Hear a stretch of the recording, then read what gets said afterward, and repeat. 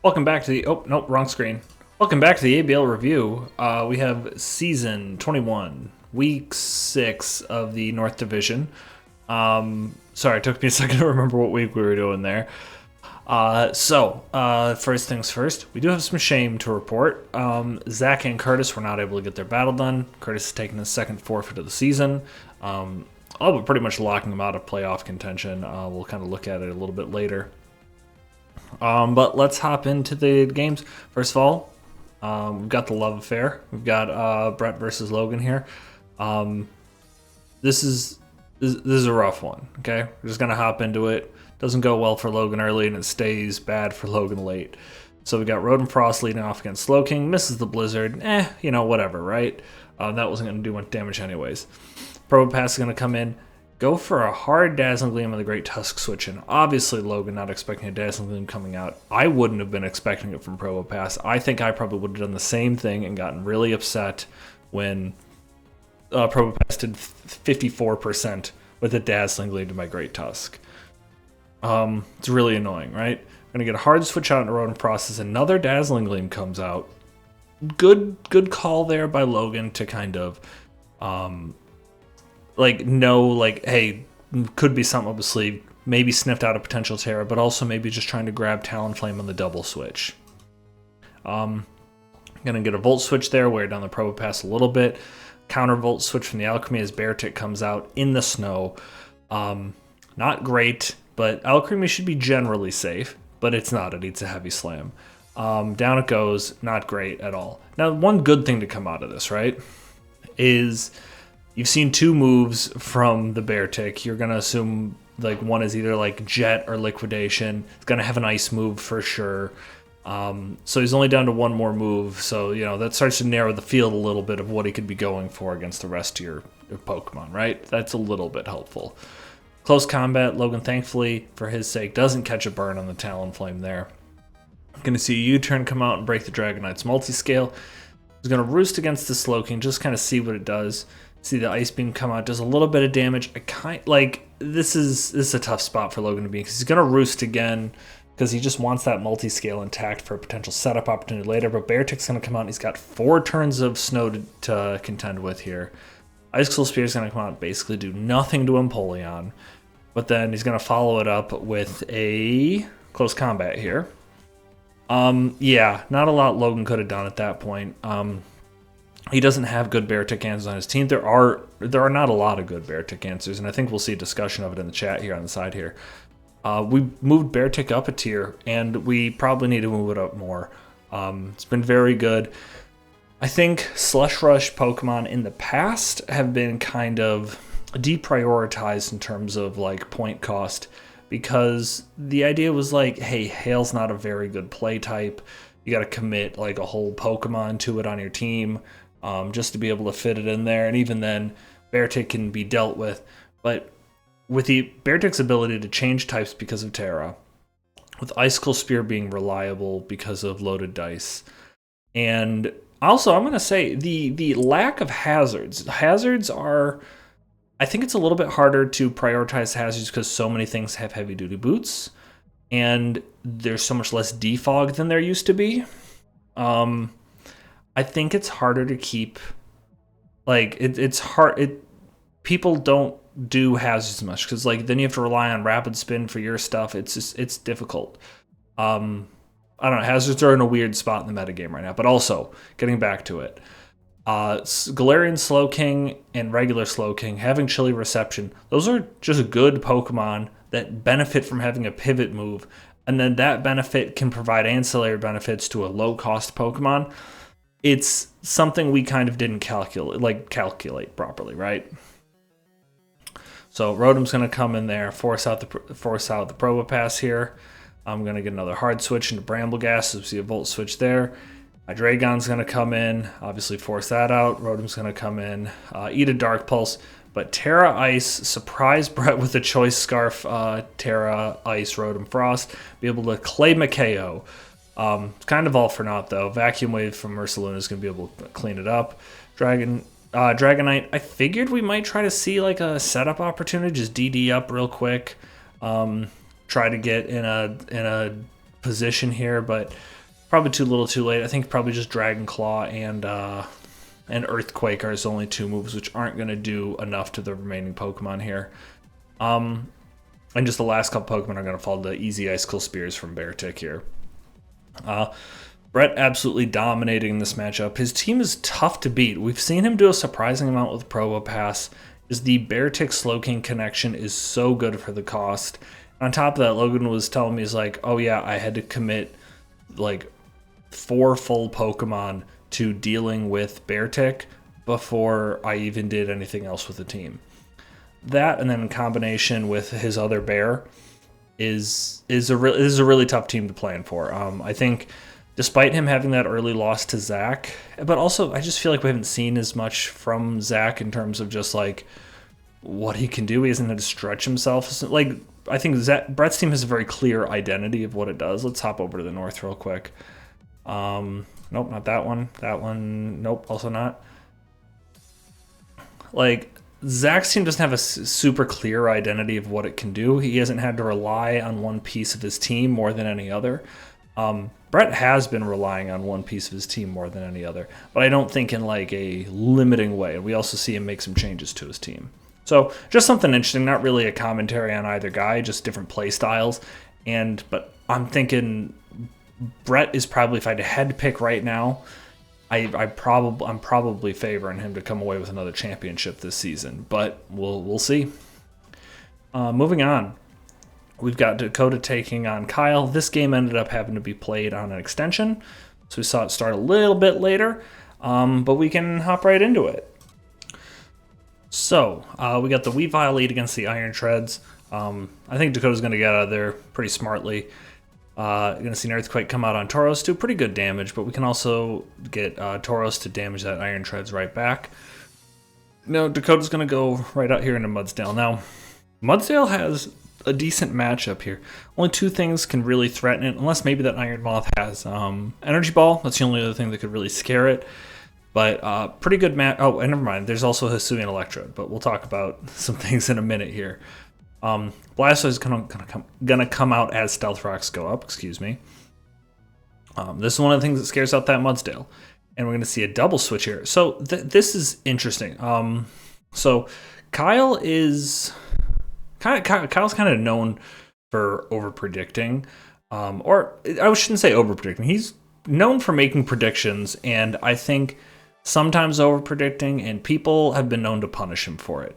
That's what happens here. Mudsdale roars the Blastoise out, assuming it's going to Shell Smash, or not wanting to let it Shell Smash. This ends up being a huge play, because if this Blastoise had just attacked the Mudsdale, that's a rough spot for it to be in, because we see the Iron Treads come in. Kyle was obviously thinking the Rotomow was going to come in. I think. Probably. Yeah, that's my... Or, oh, you know what? Maybe thinking the Primarina even? I don't know. So, but that's just going to get roared right out. And Mudsdale's going to come in forcing the Iron Moth.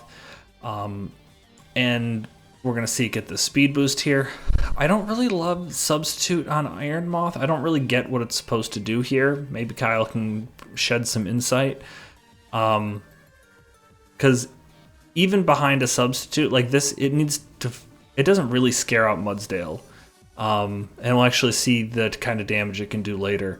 So I don't really get why the Substitute came out here, other than just like, hey, this Iron Moth's already burned, right? Like, it's already kind of wasted. Might as well just kind of stick it out. I'm going to get the Blastoise to come back in. It's going to take some damage from that Earthquake. Hydro Pump comes out there. That's obviously the play Kyle was trying to get last time.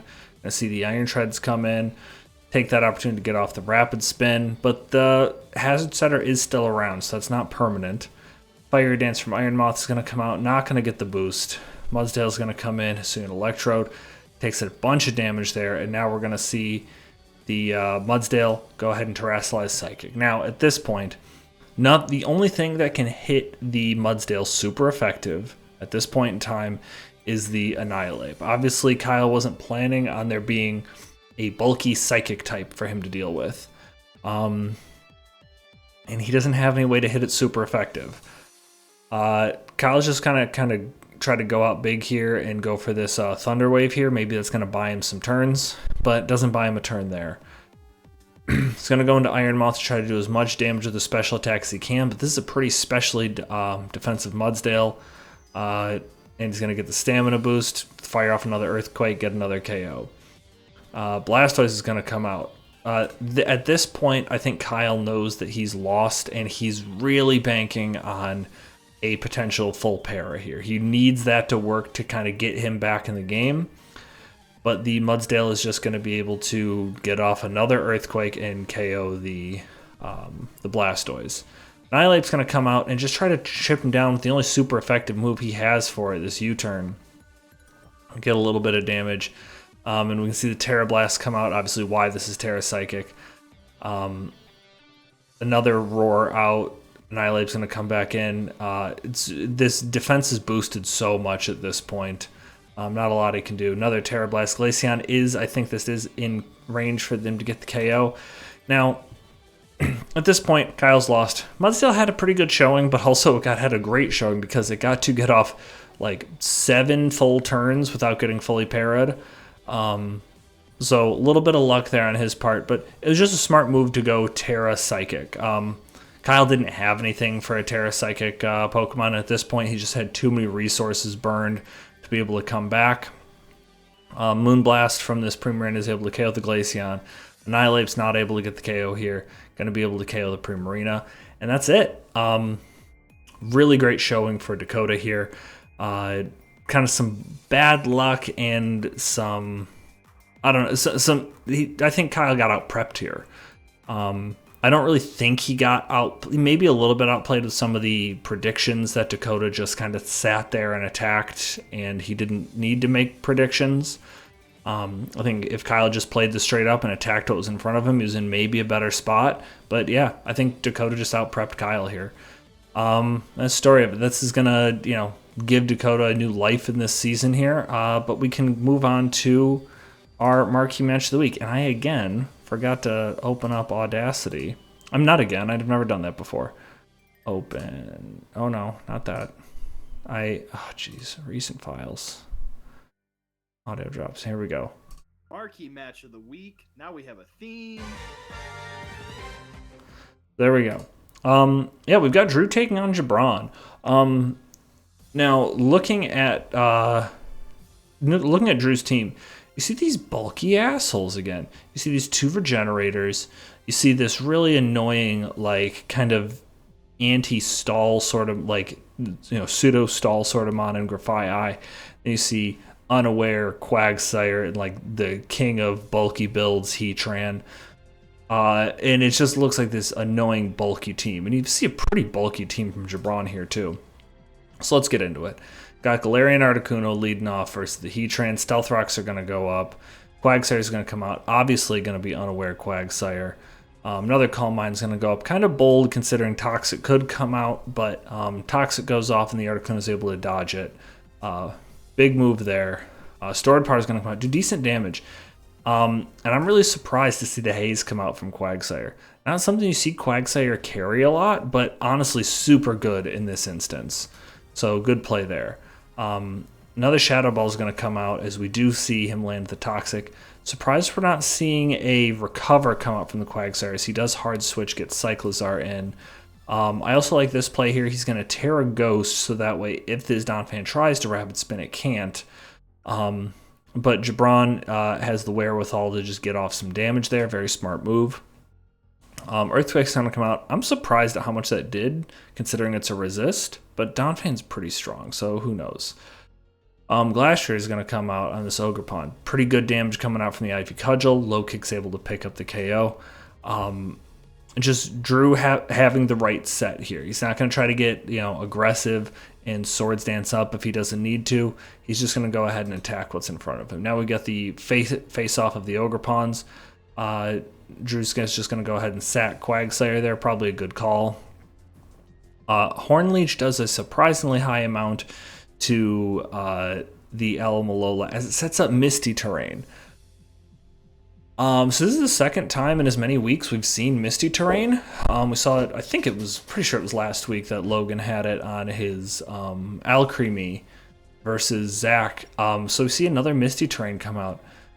Can't imagine why here until we get this next turn. See the Horn Leech come out and a flip turn, nice slow flip turn into Unburdened Grafai.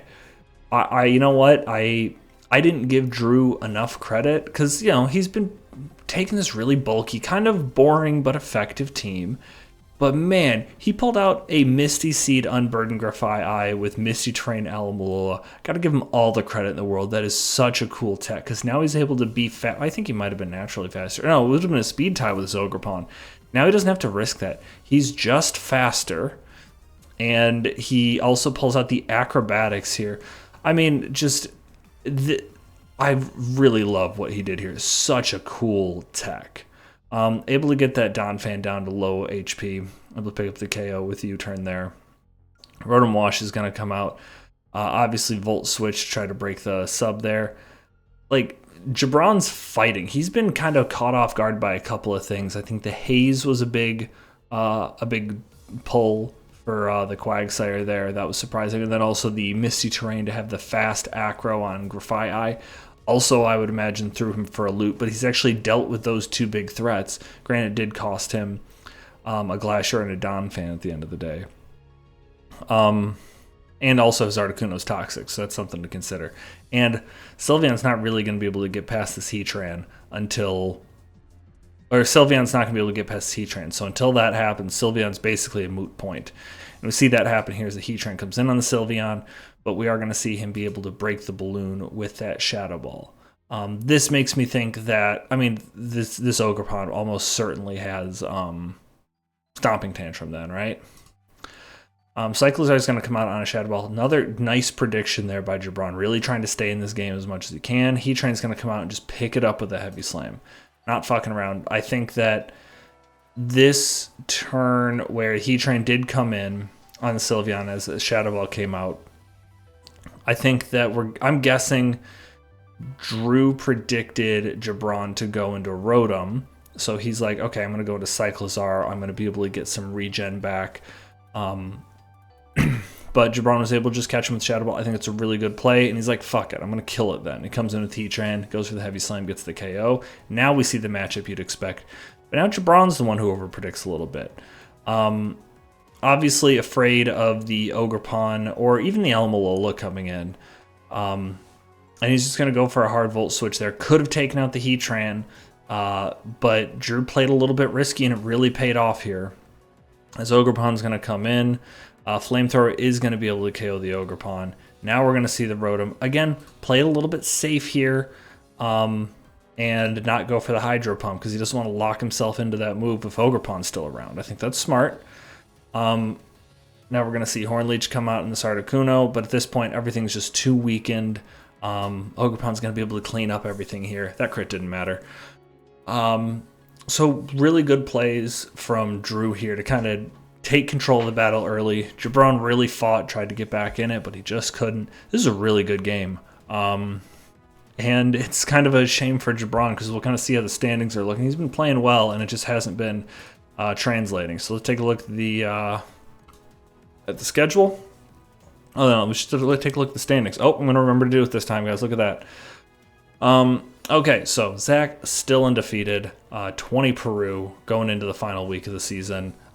Brett also at 20 Peru, but also missing a game in there, or like having lost a game there too. So really close game, only a 1-0 loss. These two are still neck and neck, very impressive. So Jabron, even with a win, I don't think can squeeze into playoffs. Let's see who's playing each other this week. I know we've got Dakota versus Kyle. That's definitely... Or no, Dakota versus Kyle just happened. Dakota versus Curtis is definitely happening.